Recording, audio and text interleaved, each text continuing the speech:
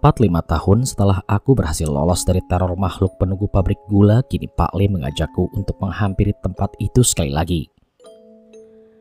Malam ini dia akan muncul lagi. Apa kamu udah siap? Pak Le memastikan sekali lagi tentang kesiapanku menghadapi makhluk yang dulu menculik Ani, temanku di desa. Iyo Pak Le, kali ini gak akan sama seperti dulu.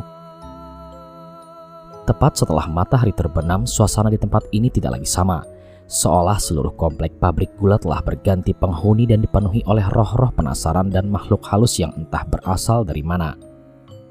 Tidak seperti malam yang lain, saat malam-malam tertentu makhluk yang dikenal sebagai penguasa tempat ini muncul untuk meminta tumbal yang biasa ia terima saat pabrik gula ini masih beroperasi. Sayangnya walaupun sudah tidak beroperasi, makhluk itu kerap menjebak anak-anak kecil yang tersesat di hutan untuk menjadi tumbalnya. Kemunculannya selalu ditandai dengan suara tangisan roh-roh anak kecil yang berkeliaran di dalam pabrik gula, persis yang sedang terdengar saat ini. Dia datang. Roh-roh bocah itu biar Pak Le yang nenangin. Kamu fokus sama makhluk itu. Seketika aku menelan ludah. Walaupun sudah bersiap dan melatih diri, wujud makhluk itu tetap membuat aku merasa cukup gentar. Bagaimana tidak? Yang aku hadapi adalah makhluk pemakan tumbal yang telah ada sejak hampir ratusan tahun yang lalu. Tubuhnya seperti genderuwo dengan bekas borok hampir di setiap tubuhnya, dan ukurannya saat berdiri sudah hampir menyamai tinggi pabrik gula ini. Iya Pak Le, kalau aku nggak sanggup kita kabur ya, ucapku pada Pak Le. Jangan nyerah dulu, saat roh anak-anak korban tumbal itu mulai tenang, dia tidak akan sebesar itu lagi, balas Pak Le mencoba menyemangatiku. Aku percaya dengan Pak Le dan segera berlari ke arah makhluk itu sebelum ia masuk ke pabrik gula. Kami harus bergegas karena kami tahu ada seorang anak lagi yang terjebak di sana. Kliwon! Teriakku memanggil kera kecil sahabatku yang segera menaiki pundakku. Sebuah kekuatan aneh muncul dari tangan kecil Kliwon dan ia menyalurkannya ke salah satu lenganku, hingga sebuah kekuatan mengalir ke tanganku. Dengan kekuatan yang ia pinjamkan, aku memukulkannya pada salah satu kaki makhluk raksasa itu hingga ia terduduk. Namun sepertinya seranganku tidak berarti banyak, tapi setidaknya itu bisa mengalihkan perhatiannya ke arahku. Sementara Pak Le membacakan doa untuk menenangkan roh anak kecil yang menjadi tumbal. Aku kemudian berlari ke arah hutan menghindari kejarannya dan bersembunyi dari pohon ke pohon yang lain. Sayangnya kekuatan besar makhluk itu mampu menumbangkan beberapa pohon sehingga dengan mudah ia bisa menemukanku. Namun aku tidak khawatir. Perlahan aku melihat tubuh makhluk itu semakin menyusut, persis yang seperti Pak Le katakan. Sepertinya Pak Le telah berhasil menenangkan roh bocah-bocah itu. Saat ini makhluk itu tidak lebih dari ukuran genderuwo, wewe gombel atau makhluk demit biasa, namun wajahnya tetap menyeramkan. Dia kemudian melampiaskan amarahnya dengan suara erangan yang terdengar di seluruh penjuru hutan. Tepat ketika makhluk itu ingin kembali ke pabrik, aku menghadangnya. Tidak perlu kekuatan Kliwon kali ini. Pak Le mengajarkanku ilmu kontak batin yang membuat setiap sentuhanku dapat dirasakan oleh makhluk halus. Dan itu artinya ilmu bela diriku bisa berguna untuk melawan makhluk seperti ini. Dengan segera aku menarik sarung yang kulipat di bahuku dan melompat menutupi wajahnya. Saat itu juga aku menghujamkan setiap pukulan tepat di dada makhluk itu hingga beberapa kali terpental. Makhluk itu mencoba melawan dengan cakarnya yang tajam, namun aku menahannya dengan tendanganku dan sekali lagi membuatnya terjatuh dengan pukulanku. Aku mengakhiri pertempuran ini dengan membacakan amalan api untuk membakar makhluk yang telah menghabisi banyak nyawa manusia untuk menjadi tumbalnya itu. Pak Le, benar kata Pak Le, makhluk itu gak ada apa-apanya, ucapku saat kembali ke pabrik gula dan melihat Pak Le telah keluar dari tempat itu. Jangan sombong kamu, ingat kekuatanmu itu hanya titipan, jelas Pak Le. Aku pun tertawa sambil menggaruk kepalaku, namun mataku tertuju pada sebuah anak kecil yang diselamatkan oleh Pak Le. Itu anaknya Pak Le? Iya, ini. Untung kita datang tepat waktu. Habis ini kita cari keluarganya. Aku kemudian menghampirinya dan mencoba sedikit menghiburnya. Sudah aman kok dek, nama kamu siapa? Kita cari orang tuamu ya, tanyaku pada seorang bocah yang masih terisak menahan tangis. Namaku Tari mas, Indartari Sasena.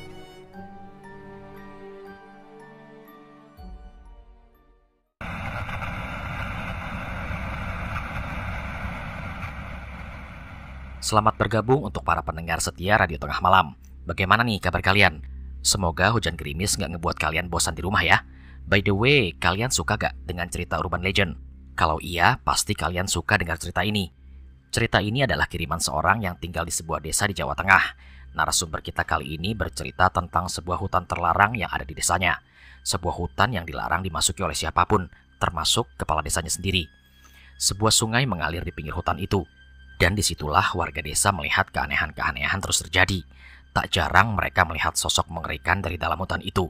Terkadang mereka melihat kuntilanak yang memandanginya sepanjang hari. Kadang mereka mendengar suara sosok makhluk yang mengamuk dari hutan itu. Menurut cerita warga desa yang sudah lama tinggal di sana, dulunya hutan itu dijaga oleh sosok monyet kembar hingga suatu kejadian mengakibatkan monyet itu mati dan makhluk jahat di hutan itu terus mencoba untuk keluar. Kini hutan itu dijaga oleh sebuah pusaka yang ditinggalkan oleh seseorang. Benda itu membuat roh-roh di hutan itu tidak bisa keluar. Tapi itu seolah sama seperti sebuah bom waktu di mana semua roh yang ada di sana yang sebelumnya tenang kini menjadi beringas karena terkurung selama bertahun-tahun. Entah pusaka itu bisa menahan mereka sampai kapan. Yang pasti hingga sekarang hutan itu masih menjadi momok mengerikan bagi warga desa sekitarnya. Mereka menyebut hutan itu dengan nama Alas Wetan.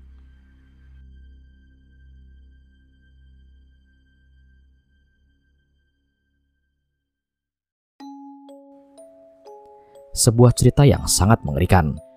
Aku membayangkan bila menjadi warga desa itu yang harus hidup berdampingan dengan sebuah hutan yang dipenuhi demit-demit jahat yang terbelenggu. Tinggal berdampingan dengan pabrik gula tua saja sudah cukup membuat kami was-was. Beruntung makhluk halus di sana masih pasif dan tidak akan meninggalkan pabrik gula tanpa sebab. Lain dengan hutan itu yang dipenuhi oleh makhluk yang siap mengamuk kapan saja. Tapi kisah tentang monyet kembar penjaga hutan itu membuat aku sedikit tersenyum. Rupanya ada juga monyet lain yang sakti seperti Kliwon yang punya niat baik. Aku menoleh ke atas langit-langit rumah ini. Di sanalah Kliwon memilih tempatnya sendiri untuk tidur. Ia selalu tidur lebih cepat dan selalu bangun lebih cepat dariku. Malah saat aku bangun, kadang dia sudah membawa pisang dari kebun Bu Darmi, yang memang selalu menyediakan sebagian pisangnya untuk Kliwon. Cahaya matahari kini mulai menerangi jendela kamarku. Aku segera membasuh mukaku dan mencari keberadaan Kliwon yang tidak ada sejak tadi pagi. Bu Darmi, Bu, Kliwon di sini, ucapku saat sampai di kebun pisang Bu Darmi. Iya, itu lagi asik sarapan, sana ikutan, balas Bu Darmi. He, matur nuwun ya Bu, hari ini senyuman Bu Darmi tambah cantik. Hele, dasar panjul, besok-besok cari gombalan lain, udah gak mempan. Aku segera berlari menghampiri Kliwon dan ikut menikmati beberapa buah pisang yang sudah dikumpulkan olehnya. Seperti biasa, setelah mengisi perut, aku dan Kliwon selalu balapan menuju sungai dan mandi seadanya di sana sebelum kembali ke rumah.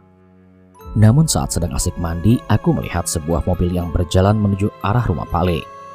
Sambil menikmati udara pagi, aku menikmati perjalanan menuju rumah dan memang di sana Pak Le dan Bu Le sedang menerima tamu. Sepertinya mereka adalah keluarga yang menjemput Tari. Aku mengintip dari jendela dan melihat mereka membawakan berbagai macam oleh-oleh dan makanan kota yang jarang sekali kutemukan. Kliwon, kayaknya habis ini kita makan enak, ucapku pada Kliwon.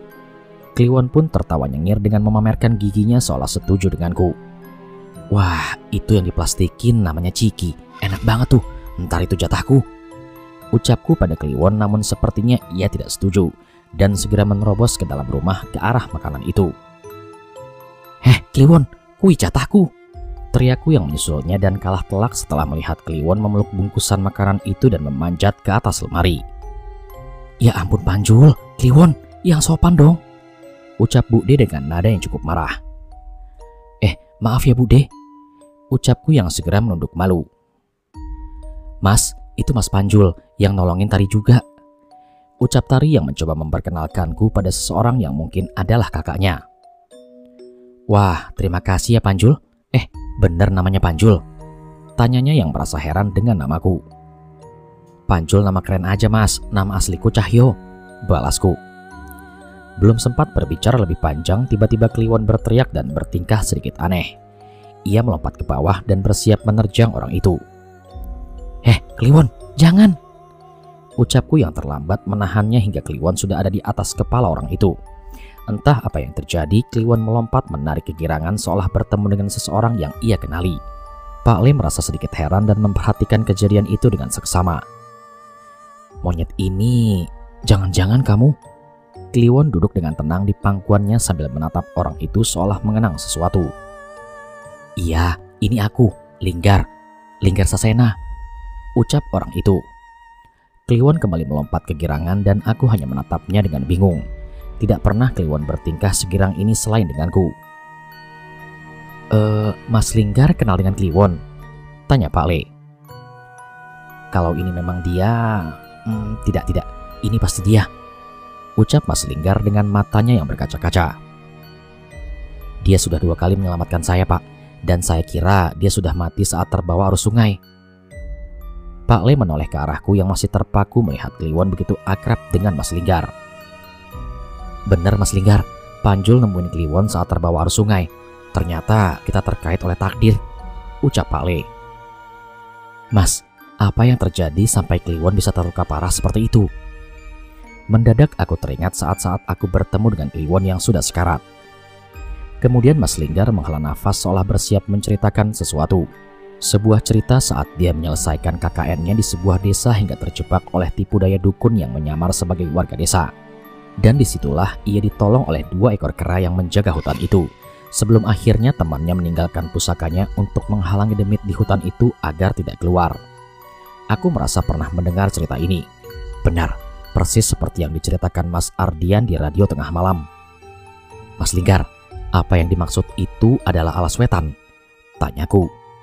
Mas Linggar terlihat kaget dengan pertanyaanku. Iya benar, ucap Mas Linggar.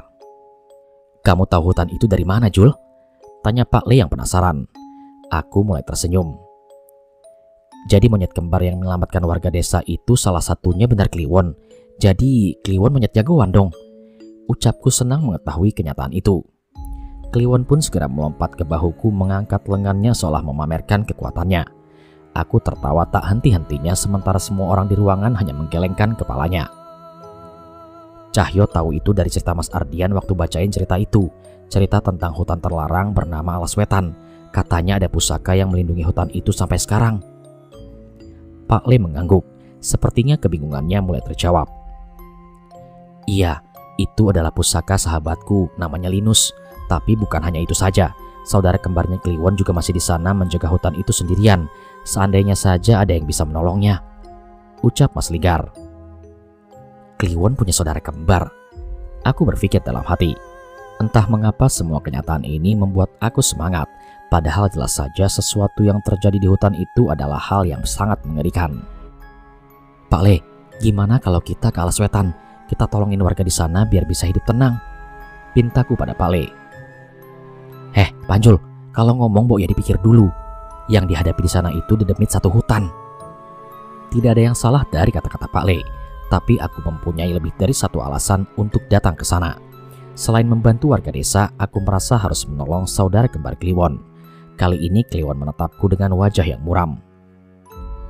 Pak Le, kira-kira kalau bukan kita, siapa yang bisa menyelesaikan masalah ini? Kalau kata Mas Ardian di radio tengah malam, hutan itu seperti bom waktu. Kita nggak tahu sampai kapan pusaka itu bisa melindungi hutan itu. Sudahlah Dek Cahyo, tidak usah memaksakan diri. Bisa melihat Kliwon selamat saja, saya sudah senang minta ampun. Pasti nanti akan ada jalan untuk permasalahan ini, ucap Mas Linggar. Sebenarnya aku melihat wajah Pak Le juga cukup resah. Ia tidak akan pernah tenang saat mendengar seseorang atau malah satu desa menghadapi masalah yang berhubungan dengan makhluk gaib. Mas Linggar, apa Mas Linggar bisa mengantarkan kami ke sana? Tanya Pak Le tiba-tiba. Bisa sih Pak Le, tapi Pak Le yakin? Balas Mas Linggar. Kita lihat dulu keadaannya. Seandainya di atas batas kemampuanku, sebaiknya kita mencari bantuan lagi. Kami semua pun mengerti. Namun tetap saja terlihat wajah cemas di wajah Bu Le.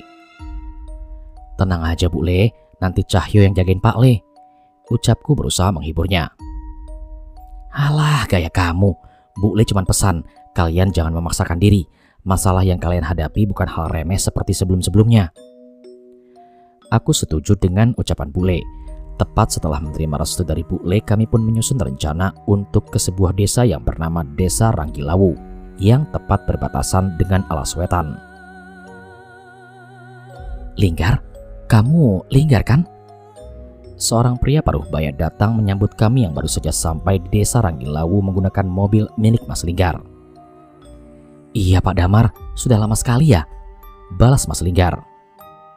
Sebuah reuni singkat terjadi di antara mereka sebelum akhirnya Mas Linggar memperkenalkan kami dengan Pak Damar yang merupakan seorang kepala desa di tempat ini. "Pak Damar, ingat nggak sama monyet kecil ini?" tanya Mas Linggar. Pak Damar memperhatikan Kliwon yang berada di bahuku, yang sedari tadi bersikap berbeda dari biasanya. Ia seolah berusaha mengingat sesuatu. Tidak mungkin. Dia salah satu monyet kembar yang menolong kita dulu," tanya Pak Linggar dengan senyuman yang tak henti-hentinya menghiasi wajahnya. "Iya Pak, betul. Cahyo yang nolongin monyet ini saat terbawa arus. Dia dikasih nama Kliwon," jelas Mas Linggar. "Kliwon, nama yang cocok untuk seekor kera pelindung hutan," balas Pak Damar. Kami melanjutkan perbincangan kami dengan kisah saat Mas Linggar melakukan KKN di desa ini. Ia bercerita tentang seorang dukun bernama Pak Dirman yang menjadi pengikut demit penguasa hutan yang ingin menjadikan Mas Linggar dan teman-temannya serta warga desa sebagai tumbal. Dukun itu menghasut warga desa untuk menyerang Kliwon dan saudara kembarnya, yang malah bermaksud melindungi mereka dari dedebit itu. Sayangnya saat itu Kliwon menahan diri untuk tidak membunuh manusia sehingga kalah oleh dukun bernama Pak Dirman itu. Linus yang merupakan sahabat Mas Linggar ternyata memiliki pusaka yang mampu melindungi seluruh warga desa hingga bisa melarikan diri dengan bantuan Kliwon. Namun pengorbanan harus terjadi. Kliwon sekarat dan hampir mati dan akhirnya terseret arus sungai. Pusaka Linus harus ditinggalkan di hutan untuk mencegah demit itu keluar, sementara saudara kembar Kliwon menahan demit itu dan ikut terkurung di hutan. "Mas Linggar, lalu sahabat Mas yang memiliki pusaka itu sekarang ada di mana?" tanya Pak Le. "Dia akan datang nanti Pak, saya sudah menghubunginya Pak," jawab Linggar dengan cepat. Belum sempat melanjutkan pembicaraan, tiba-tiba terdengar suara teriakan dari luar rumah Pak Damar. "Tolong, tolong!"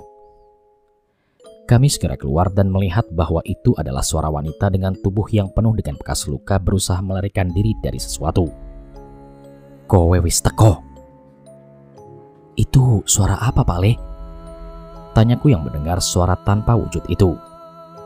"Entahlah, Pak Le belum tahu. Yang penting kita tolong dulu wanita itu," balas Pak Le. "Waktumu ora suwe, kekuatanku wis melemah." "Pusaka Linus, itu suara pusaka Linus," teriak Mas Linggar, namun Pak Le sudah berlari keluar dan mencari keberadaan makhluk yang menyerang warga desa itu. Pak Le mencari ke arah hutan dan akhirnya menemukan sekumpulan makhluk kerdil yang penuh dengan bisul di tubuhnya. Mereka memiliki kuku-kuku yang tajam dan menyerang secara bersama-sama. Sebelum serangannya menyentuh Pak Le, sebuah amalan pedang dibacakan untuk menghabisi setiap makhluk yang mendekati Pak Le. Melihat kemampuan Pak Le, makhluk-makhluk itu segera berlari kembali ke arah hutan yang dibatasi oleh sebuah sungai. Kami mengejar mereka dan sampai di mulut hutan, hingga terhenti tepat di sebuah pelindung menyelimuti tempat ini. Belum sempat berdiri cukup lama, aku dan Pak Le segera menyadari sosok-sosok yang memandangi kami dari dalam hutan. Gila, tak jauh dari tempat kami berdiri sudah berkerumun puluhan pocong dengan kain kafan berwarna hitam, seolah darah pekat sudah memenuhi tubuhnya. Belum lagi sosok makhluk wanita berambut kurus panjang dan acak-acakan menggantung terbalik di atas pohon, dengan lebar mulutnya yang hampir sepanjang diameter wajahnya. Dan di balik kengerian itu masih ada kekuatan besar yang menunggu kebebasannya dari kelamnya sisi hutan itu. "Itu pusaka Linus," ucap Mas Linggar sambil menunjuk ke arah sebuah benda yang tertusuk di tanah tepat di mulut hutan itu. Sebuah batu berbentuk pisau yang sama sekali tidak terlihat kemewahannya sedikit pun. Namun dengan jelas aku dan Pak Le merasakan seluruh pelindung di hutan ini berasal dari benda itu. "Kekuatannya sudah melemah. Pantas saja makhluk kerdil itu bisa menemukan cara untuk keluar dari hutan itu," ucap Pak Le. "Iya Pak Le, sama satu lagi, pusaka ini punya kesadarannya sendiri," balas Mas Linggar. Aku memperhatikan Kliwon yang sibuk bolak-balik di pinggir hutan sambil berteriak dengan rintihan yang belum pernah aku dengar sebelumnya. Sepertinya ia berusaha memanggil saudara kembarnya yang berada di dalam hutan itu, namun sama sekali tak ada balasan dari sana. Bahkan tak ada satupun kera yang membalas teriakannya. Melihat hal itu, Mas Linggar seperti merasa menyesal. Dari ceritanya, dialah yang menusukkan pusaka itu sebelum saudara Kliwon sempat keluar karena melindunginya dari serangan demit penguasa hutan itu. Aku tidak bisa melihat Kliwon bertingkah seperti ini, tapi aku juga tidak tahu apa yang harus aku perbuat. Seketika aku merasa seperti melihat kilatan muncul dari sisi hutan, namun sama sekali tak ada suara gemuruh yang menyusulnya. Sepertinya telah terjadi sesuatu dengan pelindung ini, ucap Pak Le yang merasakan hal yang sama. Dan benar saja, tepat setelah kilatan itu, tiba-tiba dari sisi lain hutan ini muncul sosok hitam setinggi pohon dengan kaki dan tangan yang sangat panjang. "Demit opo kui?" ucap Pak Damar yang terlihat ketakutan melihat sosok itu. "Bagaimana makhluk itu bisa keluar?" tanya Linggar. Pak Le membacakan sebuah mantra yang menimbulkan api yang sangat besar di tubuh demit itu. Sebuah mantra pembakar yang hanya membakar makhluk yang berasal dari alam lain. Seketika makhluk itu mengurungkan niatnya dan kembali melarikan diri ke dalam hutan. Kilatan tadi menandakan mulai munculnya celah dari kekuatan pusaka ini. Ini tidak akan lama lagi, ucap Pak Le dengan khawatir. "Tapi sampai kapan, Pak Le?" tanya Pak Damar. Pak Le hanya menggeleng dan mencoba menyampaikan apa yang terbaik untuk warga desa. "Pak Damar, sebaiknya besok kita bersiap mengevakuasi warga dari desa. Kita tidak akan tahu bencana apa yang akan datang," perintah Pak Le. "Tidak akan sempat." Tiba-tiba muncul sebuah suara dari arah belakang kami yang berasal dari seorang pria yang sepertinya seumuran dengan Mas Linggar. "Linus?" ucap Mas Linggar. Rupanya dia adalah Linus, sahabat Mas Linggar sekaligus pemilik pusaka ini yang sebenarnya. "Pusaka ini hanya akan bertahan sampai malam ini. Jika menunggu besok, semuanya akan terlambat," ucap Mas Linus. Pak Le pun kemudian terlihat panik. "Lantas, apa yang harus kami perbuat, Mas Linus?" tanya Pak Le. "Aku bisa sedikit memulihkan kekuatan pusaka ini dengan beberapa syarat yang aku bawa. Namun selama aku melakukan itu, makhluk di hutan ini akan dengan bebas keluar masuk. Itu akan sangat berbahaya," jelas Mas Linus. "Tidak, itu terlalu beresiko. Sepertinya demit-demit di hutan ini sudah bersiap untuk mengamuk tepat saat pelindung ini hilang. Tidak ada pilihan lain," ucap Pak Le. "Aku akan berusaha menahan demit-demit yang keluar dari hutan ini dengan ilmuku. Lakukan secepatnya." Sontak aku menoleh kepada Pak Le. Ini adalah pertaruhan besar. Tapi di satu sisi kami tidak menemukan jalan lain. Aku ingin meminta bantuan Kliwon untuk membantuku melindungi hutan ini. Namun ia masih tak henti-hentinya mengelilingi pinggiran hutan dengan teriakan lirihnya. Pak Le melakukan sebuah mantra pemanggil dengan membacakan doa dan melakukan beberapa gerakan seperti mengumpulkan sebuah energi. Samar-samar terbentuk sebuah api putih yang membesar dengan perlahan melayang membara di bawah kendali Pak Le. "Geni Baraloka, apa sedarurat itu sampai harus menggunakan ilmu itu, Pak Le?" tanyaku dengan heran. Pak Le pun mengangguk.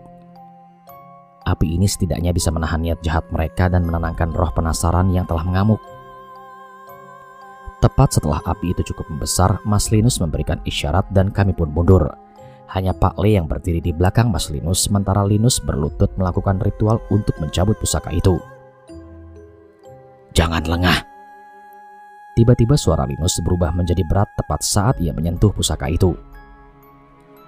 "Kekuatan mereka sudah berlipat-lipat semenjak aku mengurung mereka." Jadi ini suara dari pusaka yang memiliki kesadaran itu. Gila, ternyata masih banyak misteri di alam ini yang tidak aku mengerti. Cahaya kilatan seperti terjadi berulang-ulang tepat saat Linus membacakan doa dan mencabut pusaka miliknya. Sontak hujan pun turun dengan derasnya bersahutan dengan sambaran petir seolah menandakan akan datangnya sebuah bencana besar. Api Pak Le tidak padam oleh hujan ini. Sebaliknya, ia melebarkan apinya dan menunggu kedatangan demit-demit yang siap menerjang keluar hutan. Angin bertiup dengan kencang, petir saling menyambar, dan hujan turun tanpa belas kasihan. Namun tak ada satu makhluk pun yang keluar dari hutan itu. Kami sontak heran, entah ini hal baik atau hal buruk. Linus pun tidak menyia-nyiakan kesempatan ini. Ia mengambil perlengkapan dari tasnya dan mengeluarkan beberapa bunga dengan berbagai warna. Sebuah kendi tanah liat yang berisikan air dan segera mencari tempat teduh untuk menyalakan kemenyan yang ia bawa. Sebuah ritual layaknya seorang sesepuh yang mencuci pusaka dilakukan oleh Linus. Ia menuangkan perlahan air dari kendi itu. Jelas aku tahu itu bukan air biasa. Namun proses ini tidak akan cepat. Sebelum memutuskan bagaimana keadaan saat ini, tiba-tiba muncul sosok bayangan hitam besar setinggi pohon, dengan tubuhnya yang besar berjalan ke arah kami. Aku tidak melihatnya dengan jelas, namun matanya terlihat menyala dari tengah kegelapan hutan. Sebelum ia menampakkan wujudnya, makhluk itu berhenti dan mengeluarkan sebuah benda menyerupai bambu. Dan sialnya, ia punya maksud brengsek di balik tingkahnya itu. Kepala seekor monyet yang hampir persis mirip dengan Kliwon tertusuk tepat di ujung bambu yang sangat runcing itu. Darahnya sudah tidak lagi menetes, menandakan kepala itu sudah menancap di sana sejak lama. Aku menoleh ke arah Kliwon dan memang hal yang aku takutkan pun terjadi. Mata Kliwon dipenuhi dengan amarah dan ia geram dengan taringnya yang mencuat dari mulutnya dan kekuatan besar muncul di sekitarnya. "Kliwon, jangan!" ucapku pada Kliwon. Tapi terlambat. Kliwon sudah terbakar emosi dan segera melesat masuk ke dalam hutan, mengejar sosok itu dan hilang di tengah kegelapan hutan. Aku yang khawatir dengan Kliwon spontan ikut berlari menuju ke dalam hutan itu. "Panjul, berhenti!" teriak Pak Le, namun rasa khawatirku pada Kliwon mengalahkan semuanya. "Susul mereka saat pusakaku sudah siap. Aku dan Linggar akan menyusul kalian," teriak Mas Linus yang samar-samar terdengar dari jauh. Sebuah cahaya putih besar muncul dari arah belakangku. Sepertinya Pak Le meninggalkan Geni Baraloka dan menyusulku ke dalam hutan ini. Sayangnya aku terhenti di sebuah tempat di tengah hutan. Sebuah tempat dengan ladang rumput mati yang luas dengan pohon-pohon yang terlihat menghitam mengelilinginya. "Di sini ya, di sini semua makhluk yang pernah diceritakan oleh Mas Linggar dan warga desa berkumpul menyaksikanku berdiri di tengah-tengah mereka." Pasukan pocong, makhluk kurus yang merayap seperti mayat hidup, wanita penuh darah yang bergelantungan terbalik di atas pohon. Semua memandangiku dengan penuh amarah seolah ingin melampiaskan dendamnya.